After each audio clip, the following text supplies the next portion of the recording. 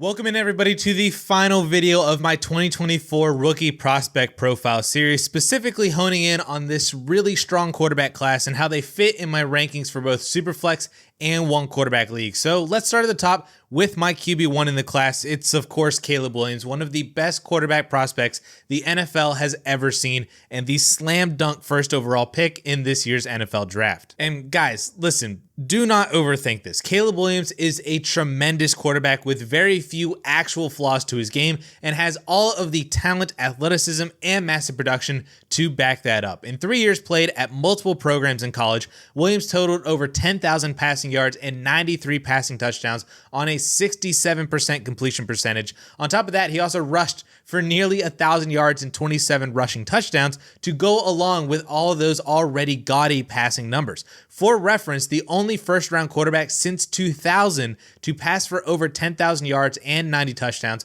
plus rush for at least 800 yards in fewer than 40 total games are Deshaun Watson, Patrick Mahomes, and Trevor Lawrence. Oh, and of those three quarterbacks, Caleb Williams ranks first in touchdown percentage, first in interception percentage, and first in yards per attempt. On film, he is everything that you want from a future franchise quarterback and first overall pick. It all just comes so very easily to him, and he makes everything look easy. He has the elite accuracy and touch, he has solid arm strength, creativity, and escapability, and also has an insane ability to throw on the run or off balance, which has naturally led to the Patrick Mahomes comparisons. Plus, his ability to run not only as a scrambler, but as an actual runner is going to just be icing on the cake for his fantasy production in the NFL. His only real knocks are just how aggressive he can be to make a play and then force something that's not there. Not so much in terms of forcing something that then turns into an interception. He's only thrown 14 picks in his entire career, and only one of those was in the red zone. But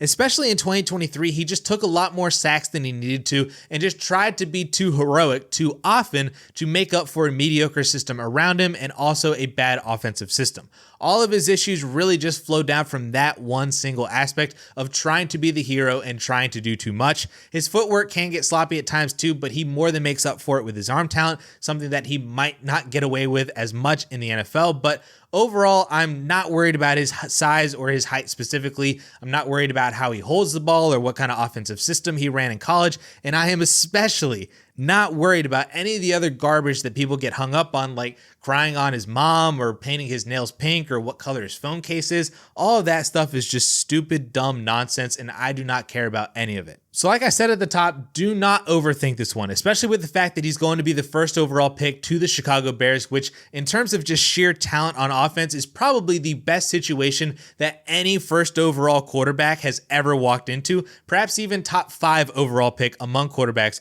with DJ Moore, Keenan Allen, Cole Kmet, and DeAndre Swift. He can realistically be a top 10 fantasy quarterback as a rookie, and it wouldn't even really be all that difficult for him to do with his skill set in that offense. He is my easy 1.01 in Superflex leagues that I think like 95 to 99% of teams should actually take if they have the 1.01. The only teams that shouldn't take him at 1.01 or don't need to take him 1.01 are the teams that already have 2 top 10 quarterbacks. If you don't have 2 top 10 guys, then you're taking Caleb Williams 101 or you're trading back. Now, my rookie QB2 seems to change every single day, but what I just keep falling back on is that I am ranking for fantasy football, not actual football. So my QB2 in the class is Jayden Daniels. And let me be clear, Daniels is not in a tier with Caleb Williams. I do not view them in the same tier as similar prospects.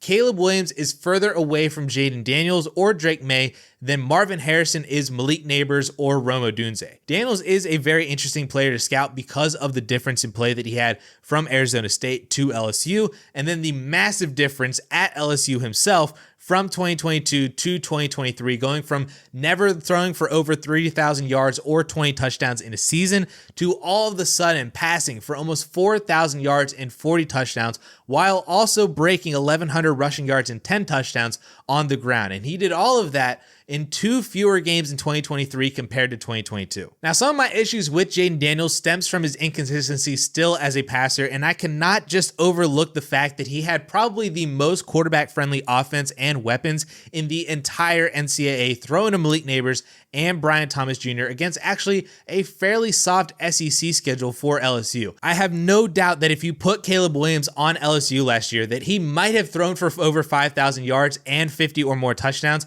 and try to replicate that 2019 Joe Burrow season. That is the difference to me between Caleb Williams and Jayden Daniels. But Daniels has a lot of elite traits too. His athleticism is off the charts, and his ability to cause some serious damage on the ground on both designed runs and scrambles. It's like watching Lamar Jackson or Justin Fields run. It's just so easy for him to break off a 40 or 50-yard touchdown by swerving through defenders and making guys miss. And even though he does show inconsistencies as a passer, when he is on, he is on. His deep ball is incredible. The arm strength is constantly on display, and the accuracy is pretty remarkable as well too. He has a really quick release on shorter passes, and he actually displays very sound decision making as he's very adept at reading the entire field and either just find the open man downfield or check it down for the easy yardage, or scramble as well too. That's always an option for him as well.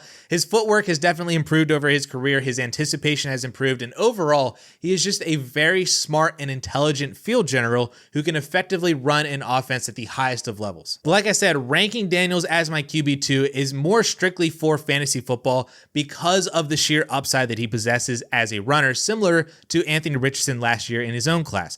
I'm also ranking Jayden Daniels ahead of Drake Maye in anticipation that Daniels is the Commanders' pick at 2nd overall and Drake Maye is the Patriots' pick at 3rd overall, so there is some of that situational ranking coming into play as well. But while I just mentioned him, let's dive into my QB3, Drake Maye, who could vault to QB2 after the draft, depending on where he actually goes. But like I said, my current assumption is that he is going to find himself on the Patriots, which just really stinks for his immediate transition into the NFL. On paper, Drake Maye is just as elite, if not even more elite than Jayden Daniels or past prospects in recent classes, because he did a lot in just 2 short years as a starter at North Carolina. Over 8,000 passing yards, 63 passing touchdowns, plus over 1,200 yards and 16 touchdowns on the ground as a more low-key, legitimate dual-threat quarterback. And we can't overlook the fact that UNC's offensive line the past 2 years has not been great, especially in 2022, and Maye was able to overcome a lot of their deficiencies with some excellent creativity and arm talent, which,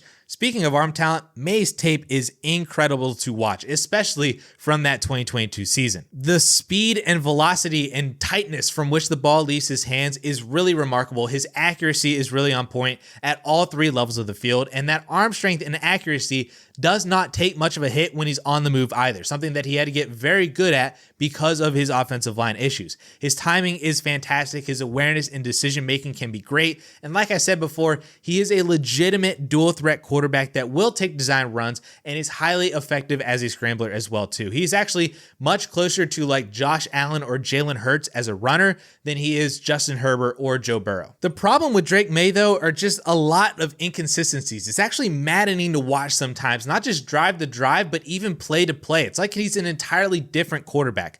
One minute he's making all the right reads, he's driving an offense downfield, and the next he's now uncomfortable, he's inaccurate, and he just makes really bad decisions that lead to turnovers. As a Penn State fan myself, it's like watching Sean Clifford all over again, just at a much higher level, because Sean Clifford was the exact same way, just Drake Maye was just so much better. I don't know if it's an overconfidence in his game that he thinks he can make throws that he can't because of his arm strength, or if it's just bad lapses in decision making or what it is, but it's an area of his game that definitely needs coach and work through at the NFL level, and I'm worried that he won't get that in every single situation of where he could get drafted. If he's the one that the Vikings trade up for, then I'm all aboard. He would be my QB2 in this class with Kevin O'Connell in that receiver room. That would be an undeniably fantastic landing spot. Even Washington, I can get on board with if they decide to take him 2nd overall, or the Giants if they trade up. Maybe the receiver room is lacking some skill players, but I trust Brian Dable to work with Drake Maye to maximize his potential. It really is just the New England landing spot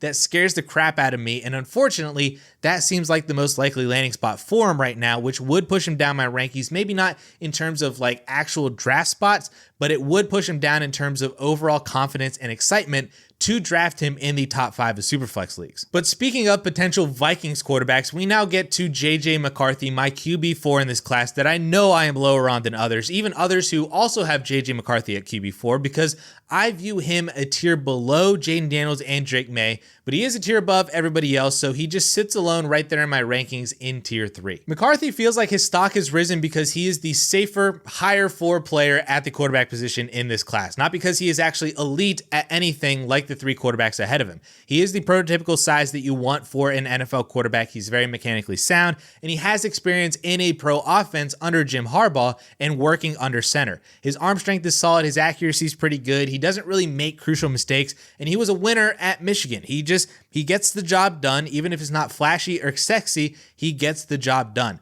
And that's fine to transition to the NFL level, and I get why teams would want those traits in a quarterback, but when I watch JJ McCarthy, I just see a game manager. I see Alex Smith, Jimmy Garoppolo, Kenny Pickett, Andy Dalton even. Maybe on the high end, he could be like Brock Purdy or Jared Goff in the ultimate situation. Even though I don't really view them as game managers, he could get to that kind of a level of quarterback in the NFL in the right situation. That's why the Minnesota Vikings would be fantastic for JJ McCarthy, so that he could reach that kind of Jared Goff level, but in a more median landing spot like the Giants, Vegas, New England, Denver, basically all the other teams that could take a quarterback that's not the Minnesota Vikings.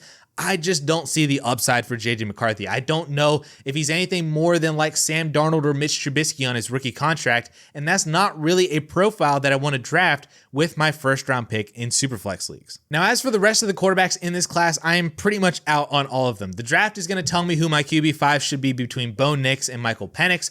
Personally, I don't think either one of them deserve to be first round picks, but if one of them ends up sneaking into the first round, then fine, they're going to be my QB5. But if both of them are day 2 picks, again, I don't see the upside in their profiles to warrant me drafting them in the second round of Superflex rookie drafts. I'd be much more excited to draft a receiver or running back instead in that spot, or even a guy like Jatavian Sanders at tight end than either of these 2 quarterbacks in the second round of Superflex leagues. Then after them, I just really don't care about Spencer Rattler or Michael Pratt or Joe Milton. None of them interest me even remotely to make me take the shot on them in rookie drafts. It just feels like a wasted pick and a wasted roster spot. So that is my summary of the 2024 quarterback class. I'll show on the screen my rankings for where these guys slide in both Superflex and one quarterback leagues. And if you guys want to see my entire Superflex rookie rankings, they are now available at dynastyleaguefootball.com, and you can use the promo code DLFvideo for 20% off an annual subscription when you sign up. And if you haven't yet, check out my video on my favorite late round rookie targets to draft at wide receiver and running back instead of all of these late round quarterbacks, which you guys can find right up here.